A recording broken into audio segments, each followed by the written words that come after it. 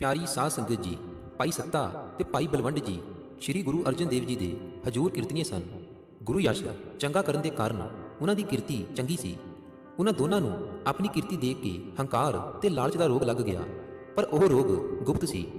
ਅੰਤਰਜਾਮੀ ਸੋਢੀ ਪਾਤਸ਼ਾਹ ਸ੍ਰੀ ਗੁਰੂ ਅਰਜਨ ਦੇਵ ਜੀ ਤੋਂ ਬਿਨਾਂ ਇਸ ਰੋਗ ਦਾ ਹੋਰ ਕਿਸੇ ਨੂੰ ਗਿਆਨ ਨਹੀਂ ਸੀ।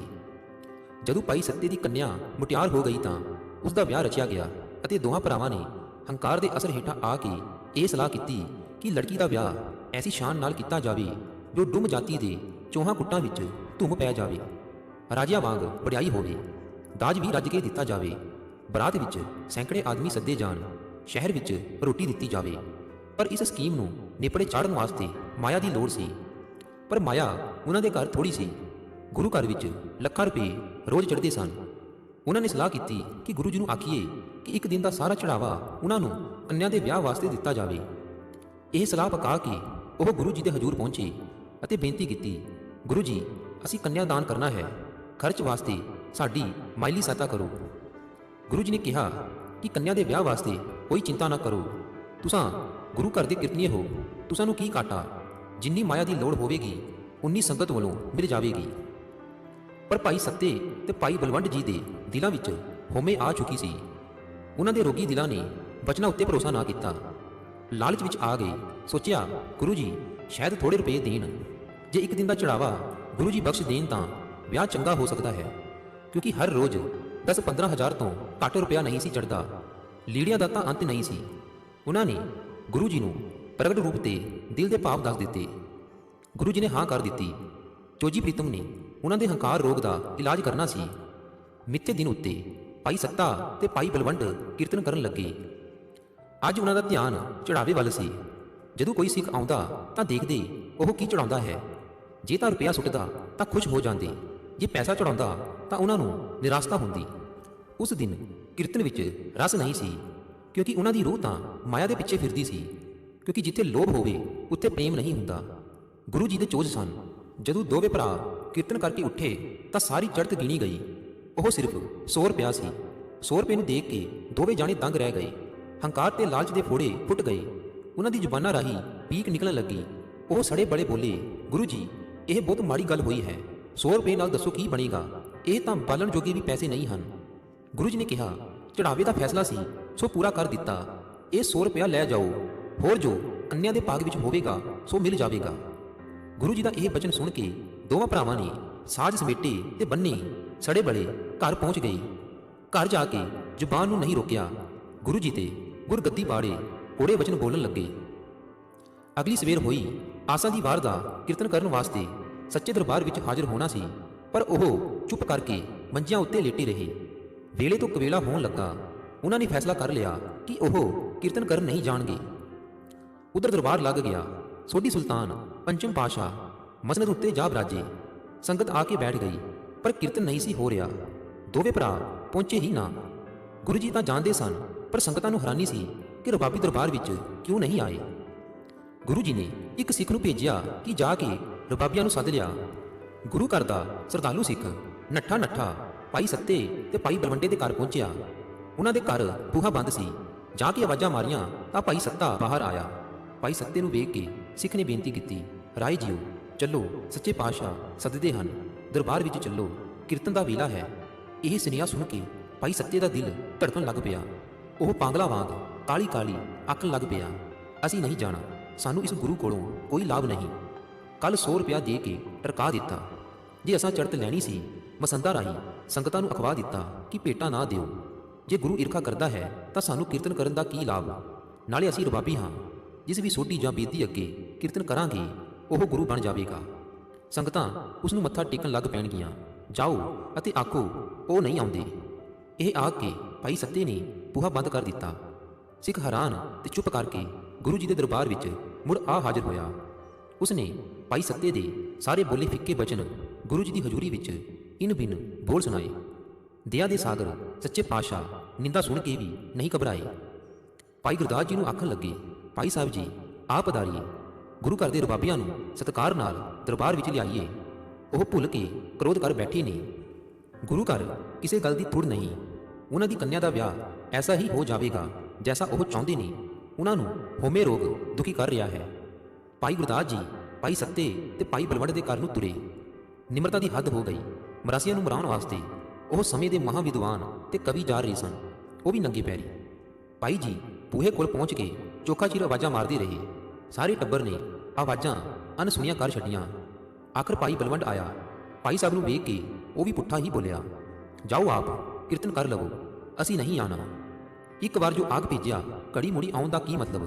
ਪਿੱਛਾ ਛੱਡੋ, ਕੱਲ ਅਸੀਂ ਸ਼ਹਿਰੋਂ ਵੀ ਚਲੇ ਜਾਵਾਂਗੇ। ਭਾਈ ਗੁਰਦਾਸ ਜੀ ਨੇ ਬੜੀ ਹਲੀਮੀ ਤੇ ਪਿਆਰ ਦੇ ਲਹਿਜੇ ਵਿੱਚ ਸਮਝਾਇਆ, ਰਾਏ ਜੀ ਕ੍ਰੋਧ ਕਰਨਾ ਠੀਕ ਨਹੀਂ, ਆਪ ਚਲੀਏ, ਗੁਰੂ ਜਸ ਕੀਰਤਨ ਕਰੀਏ। ਮਾਇਆ ਦੇ ਕਾਰਨ ਗੁਰੂ ਪੀਰ ਨਾਲ ਵਿਗਾੜਨੀ ਨਹੀਂ ਚਾਹੀਦੀ। ਤੁਸਾਂ ਦੀ ਕੰਨਿਆ ਅਸਾਂ ਦੀ ਵੀ ਕੰਨਿਆ ਹੈ, ਜਿਵੇਂ ਆਖੋਗੇ ਤਿਵੇਂ ਹੀ ਸ਼ਾਨ ਨਾਲ ਵਿਆਹ ਹੋ ਜਾਵੇਗਾ। ਚਲੋ ਕ੍ਰੋਧ ਨੂੰ ਮਾਰੋ। ਜਦੋਂ ਕਿਸੇ ਦੇ ਮਾੜੇ ਦਿਨ ਹੋਣ ਤਦੋਂ ਉਸ ਨੂੰ ਕਿਸੇ ਦੀਆਂ ਚੰਗੀਆਂ ਗੱਲਾਂ ਵੀ ਮਾੜੀਆਂ ਪ੍ਰਤੀਤ ਹੁੰਦੀਆਂ ਹਨ। ਉਹ ਕਿਸੇ ਮਹਾਂਪੁਰਸ਼ ਦੇ ਉਪਦੇਸ਼ ਵੱਲ ਵੀ ਕੰਨ ਨਹੀਂ ਕਰਦਾ। ਭਾਈ ਬਲਵੰਡ ਨੇ ਇੱਕ ਨਾ ਸੁਣੀ, ਸਗੋਂ ਅੰਦਰ ਨੂੰ ਚਲਾ ਗਿਆ। ਭਾਈ ਗੁਰਦਾਸ ਜੀ ਵਾਪਸ ਮੁੜ ਆਏ। ਉਸ ਤੋਂ ਬਾਅਦ ਗੁਰੂ ਜੀ ਆਪ ਚੰਦਨ ਚੌਂਕੀ ਵਾਲੇ ਸਿੰਘਾਸਨ ਤੋਂ ਉੱਠੇ। ਸੰਗਤਾਂ ਦਾ ਉਦਾਰ ਕਰਨ ਵਾਸਤੇ ਦੁਮਾ ਦੇ ਘਰ ਨੂੰ ਤੁਰ ਪਏ। ਸੰਗਤ ਨੇ ਨਾਲ ਜਾਣਾ ਚਾਹਿਆ, ਪਰ ਗੁਰੂ ਜੀ ਨੇ ਸਭ ਨੂੰ ਰੋਕ ਦਿੱਤਾ। ਉਹਨਾਂ ਨੇ ਕਿਹਾ, ਭਾਈ ਗੁਰਦਾਸ ਜੀ ਤੋਂ ਬਿਨਾਂ ਉਹ ਕਿਸੇ ਨੂੰ ਨਾਲ ਨਹੀਂ ਲਿਜਾਣਗੇ। ਦੋ ਜਹਾਨ ਦੇ ਵਾਲੀ ਭਾਈ ਸੱਤੇ ਬਲਵੰਡ ਦੇ ਘਰ ਕੋਲ ਗਏ ਤਾਂ ਉਹਨਾਂ ਦੇ ਘਰ ਦਾ ਬੂਹਾ ਆਪਣੇ ਆਪ ਖੁੱਲ੍ਹ ਗਿਆ। ਆਵਾਜ਼ਾਂ ਮਾਰਨ ਦੀ ਲੋੜ ਨਾ ਪਈ। ਗੁਰੂ ਜੀ ਅੰਦਰ ਚਲੇ ਗਏ। ਅੱਗੇ ਭਾਈ ਸੱਤਾ ਜੀ ਤੇ ਭਾਈ ਬਲਵੰਡ ਜੀ ਮੰਜੀਆਂ ਉੱਤੇ ਬੈਠੇ ਸਨ। ਉਹਨਾਂ ਨੇ ਅੱਗੋਂ ਉੱਠ ਕੇ ਗੁਰੂ ਜੀ ਦਾ ਸਤਿਕਾਰ ਨਾ ਕੀਤਾ। ਜ਼ੁਬਾਨੋਂ ਵੀ ਜੀ ਆਇਆਂ ਨੂੰ ਨਹੀਂ ਆਖਿਆ। ਘਰ ਦੇ ਬਾਕੀ ਦੇ ਜੀ ਵੀ ਚੁੱਪ ਰਹੇ। ਗੁਰੂ ਜੀ ਨੇ ਦੋਹਾਂ ਨੂੰ ਸੰਬੋਧਨ ਕਰਕੇ ਬਚਨ ਕੀਤਾ, ਚਲੋ ਭਾਈ ਕੀਰਤਨ ਕਰੋ, ਸੰਗਤਾਂ ਉਡੀਕ ਰਹੀਆਂ ਨੇ। ਜੇ ਕੋਈ ਰੋਸ ਹੋਵੇਗਾ ਤਾਂ ਉਹ ਮੇਰੇ ਨਾਲ ਹੈ, ਗੁਰੂ ਘਰ ਨਾਲ ਕੀ ਰੋਸ, ਚਲੋ ਕੀਰਤਨ ਕਰੋ। ਭਾਈ ਬਲਵੰਡ ਜੀ ਕ੍ਰੋਧ ਨਾਲ ਬੋਲਿਆ, ਅਸਾਂ ਨਹੀਂ ਜਾਣਾ। ਅਸੀਂ ਤੁਸਾਂ ਨੂੰ ਗੁਰੂ ਬਣਾਉਣ ਦਾ ਯਤਨ ਕੀਤਾ। ਸਾਡੇ ਕੀਰਤਨ ਕਰਕੇ ਹੀ ਲੋਕ ਆਉਂਦੇ ਨੇ, ਪਰ ਤੁਸਾਂ ਨੇ ਧੋਖਾ ਕੀਤਾ। ਸੰਗਤਾਂ ਨੂੰ ਰੋਕ ਦਿੱਤਾ ਕਿ ਭੇਟਾਂ ਨਾ ਚੜ੍ਹਨ। ਜਾਓ ਜਾ ਕੇ ਕਿਸੇ ਕੋਲੋਂ ਕੀਰਤਨ ਕਰਵਾ ਲਵੋ। ਅਸੀਂ ਕਿਸੇ ਹੋਰ ਸੋਢੀ ਅੱਗੇ ਜਾ ਕੇ ਕੀਰਤਨ ਕਰਾਂਗੇ, ਉਸੇ ਨੂੰ ਗੁਰੂ ਬਣਾ ਦਿਆਂਗੇ। ਜਿੱਥੇ ਕਦਰ ਨਾ ਹੋਵੇ ਉੱਥੇ ਰਹਿਣਾ ਚੰਗਾ ਨਹੀਂ। ਗੁਰੂ ਨਾਨਕ ਜੀ ਕੋਲ ਜੇ ਭਾਈ ਮਰਦਾਨਾ ਜੀ ਨਾ ਹੁੰਦਾ ਤਾਂ ਉਸ ਨੂੰ ਗੁਰੂ ਕਿਸ ਨੇ ਆਖਣਾ ਸੀ? ਗੁਰੂ ਅੰਗਦ ਦੇਵ ਜੀ ਤੇ ਤੁਸਾਂ ਦੇ ਪਿਤਾ ਜੀ ਨੂੰ ਜੇਕਰ ਗੁਰੂ ਪ੍ਰਗਟ ਕਰਨ ਵਾਲੇ ਹਾਂ ਤਾਂ ਅਸੀਂ ਹਾਂ। ਹੁਣ ਅਸਾਂ ਦੀ ਤੇ ਤੁਸਾਂ ਦੀ ਨਹੀਂ ਭਿੱਜਦੀ, ਕੋਈ ਹੋਰ ਪ੍ਰਬੰਧ ਕਰ ਲਵੋ। ਸ਼੍ਰੀ ਗੁਰੂ ਅਰਜਨ ਦੇਵ ਜੀ ਨੇ ਜਦੋਂ ਇਉਂ ਫਿੱਕੇ ਬਚਨ ਸੁਣੇ ਤੇ ਗੁਰੂ ਨਾਨਕ ਦੇਵ ਜੀ ਤੇ ਗੁਰੂ ਅੰਗਦ ਦੇਵ ਜੀ ਦੀ ਨਿੰਦਿਆ ਸੁਣੀ ਤਾਂ ਕ੍ਰੋਧਵਾਨ ਹੋ ਗਏ। ਉਸੇ ਵੇਲੇ ਆਖਿਆ, ਸੱਤਿਆ ਤੇ ਬਲਵੰਡੇ ਤੁਸੀਂ ਫਿੱਟ ਗਏ ਹੋ, ਇਹ ਫਟੇਵਾ ਤੁਸਾਂ ਨੂੰ ਤੰਗ ਕਰੇਗਾ। ਇਉਂ ਬਚਨ ਕਰਕੇ ਗੁਰੂ ਜੀ ਵਾਪਸ ਮੁੜ ਆਏ। ਰਾਹ ਵਿੱਚ ਕਿਸੇ ਨਾਲ ਕੋਈ ਬਚਨ ਨਹੀਂ ਕੀਤਾ। ਮੀਰਾਂ ਦੇ ਦਾਤੇ ਗੁਰੂ ਜੀ ਦਰਬਾਰ ਵਿੱਚ ਪਹੁੰਚੇ। ਦੋ ਸਿੱਖਾਂ ਵੱਲ ਇਸ਼ਾਰਾ ਕਰਕੇ ਆਖਿਆ, ਤੁਸੀਂ ਦੋਨੋਂ ਕੀਰਤਨ ਕਰੋ, ਚੁੱਕੋ ਸਾਜ਼ ਵਜਾਓ, ਗੁਰੂ ਯਸ਼ ਕਰੋ। ਅੱਜ ਤੋਂ ਮੇਰੇ ਸਿੱਖ ਗੁਰੂ ਯਸ਼ ਕਰਨਗੇ। ਗੁਰੂ ਯਸ਼ ਵਾਸਤੇ ਮੇਰਾ ਸਿੱਖ ਕਿਸੇ ਦਾ ਆਸਰਾ ਨਹੀਂ ਟੋਲੇਗਾ, ਕਰੋ ਸ਼ੁਰੂ। ਗੁਰੂ ਜੀ ਦਾ ਇਸ਼ਾਰਾ ਕਰਨ ਦੀ ਢਿੱਲ ਸੀ। ਦੋਹਾਂ ਸਿੱਖਾਂ ਨੇ ਕੀਰਤਨ ਕਰਨਾ ਸ਼ੁਰੂ ਕਰ ਦਿੱਤਾ। ਸਾਜ਼ ਵੱਜੇ, ਰਾਗ ਗਾਇਆ ਗਿਆ, ਸ਼ਬਦ ਪੜ੍ਹੇ ਗਏ। ਐਸਾ ਆਨੰਦ ਵੱਜਾ ਕਿ ਸੰਗਤ ਵਿੱਚੋਂ ਕੋਈ ਇਹ ਨਾ ਜਾਣ ਸਕਿਆ ਕਿ ਜੋ ਕੀਰਤਨ ਕਰਦੇ ਹਨ ਉਹਨਾਂ ਨੂੰ ਰਾਗ ਦੀ ਸਮਝ ਨਹੀਂ। ਉਸ ਦਿਨ ਤੋਂ ਸਿੱਖਾਂ ਨੇ ਕੀਰਤਨ ਕਰਨਾ ਸ਼ੁਰੂ ਕਰ ਦਿੱਤਾ। ਉਧਰ ਦੂਜੇ ਪਾਸੇ ਭਾਈ ਸੱਤਾ ਤੇ ਭਾਈ ਬਲਵੰਡ ਜੀ ਦਰ ਬਾ ਦਰ ਰੋਲਣ ਲੱਗੇ, ਕਿਉਂਕਿ ਜਦੋਂ ਗੁਰੂ ਜੀ ਨੇ ਫਿਟਕਾਰ ਦਿੱਤਾ ਤਾਂ ਮੱਥੇ ਕੌਣ ਲਾਵੇ। ਜਿੱਧਰ ਉਹ ਜਾਂਦੇ ਲੋਕ ਅੱਗੋਂ ਪਾਸੇ ਹੋ ਜਾਂਦੇ, ਘਰਾਂ ਦੇ ਬੂਹੇ ਵੱਜ ਜਾਂਦੇ, ਬੱਚੇ ਰੌਲਾ ਪਾਉਣ ਲੱਗ ਜਾਂਦੇ ਕਿ ਗੁਰੂ ਜੀ ਦੇ ਫਿਟਕਾਰੇ ਹੋਏ ਆਏ ਨਹੀਂ। ਜੋ ਪੂੰਜੀ ਕੋਲ ਸੀ ਉਹ ਖਾਂਦਿਆਂ ਖਾਂਦਿਆਂ ਮੁੱਕ ਗਈ। ਕਈ ਗੁਰੂ ਨਿੱਦਕਾਂ ਤੇ ਧੀਰ ਮਲੀਆਂ ਸੋਢੀਆਂ ਕੋਲ ਗਏ, ਪਰ ਕਿਸੇ ਨੇ ਉਹਨਾਂ ਨੂੰ ਆਸਰਾ ਨਾ ਦਿੱਤਾ। ਉਹ ਭੁੱਖੇ ਮਰਨ ਲੱਗੇ। ਉਹਨਾਂ ਨੂੰ ਕੁਝ ਨਹੀਂ ਸੀ ਸੁਝਦਾ ਕਿ ਕੀ ਕਰਨ। ਹੌਲੀ ਹੌਲੀ ਤਨ ਵੀ ਫਿੱਟਣ ਲੱਗੇ। ਮਾਮਲੀ ਫੋੜੇ ਜ਼ਖਮ ਬਣ ਗਏ। ਉਹਨਾਂ ਨੂੰ ਕੋੜ ਹੋ ਗਿਆ। ਇੱਕ ਢਿੱਡੋਂ ਭੁੱਖੇ, ਦੂਸਰਾ ਤਨ ਕੋੜਾ। ਉਹ ਅਤ ਦੁਖੀ ਹੋਣ ਲੱਗੇ। ਗੁਰੂ ਅਰਜਨ ਦੇਵ ਜੀ ਦਾ ਅਪਮਾਨ ਕੀਤਾ।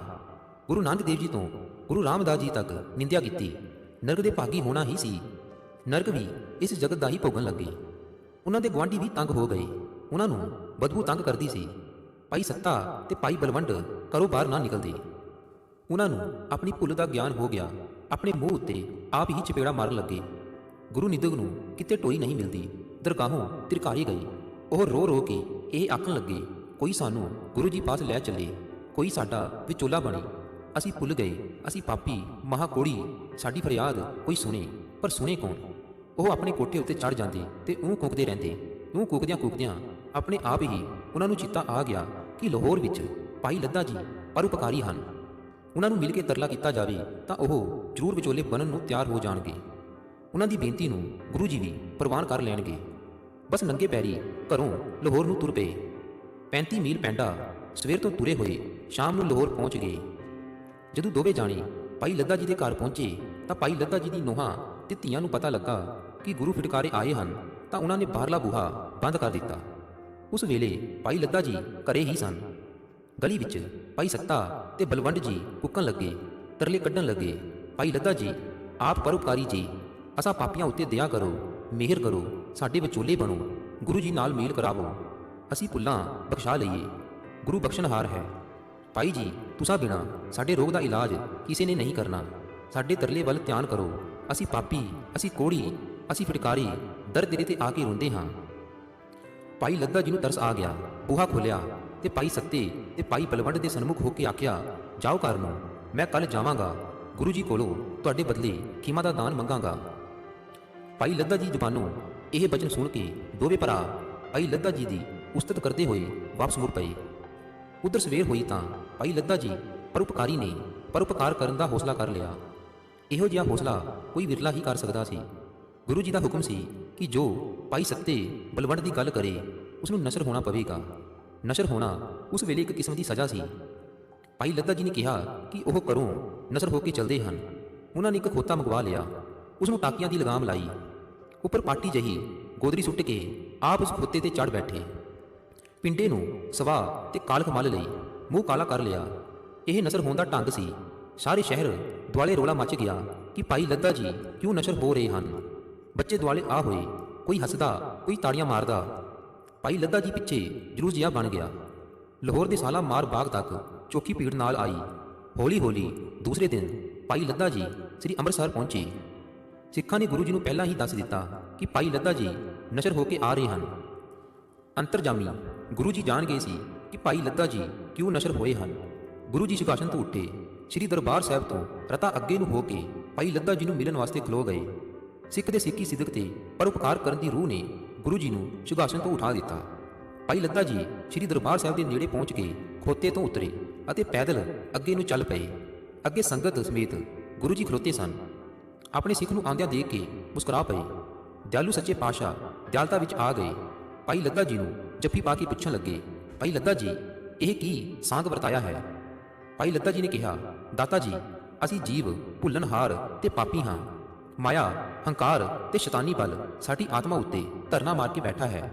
ਉਸ ਦੇ ਅਸਰ ਹੇਠ ਸਾਡੇ ਕੋਲੋਂ ਵੱਡੀਆਂ ਭੁੱਲਾਂ ਹੋ ਜਾਂਦੀਆਂ ਹਨ। ਸਾਡੀਆਂ ਭੁੱਲਾਂ ਨੂੰ ਚਿਤਾਰੋ, ਦਇਆ ਕਰੋ। ਗੁਰੂ ਜੀ ਨੇ ਪੁੱਛਿਆ, ਕੀ ਭੁੱਲ ਹੋ ਗਈ ਹੈ?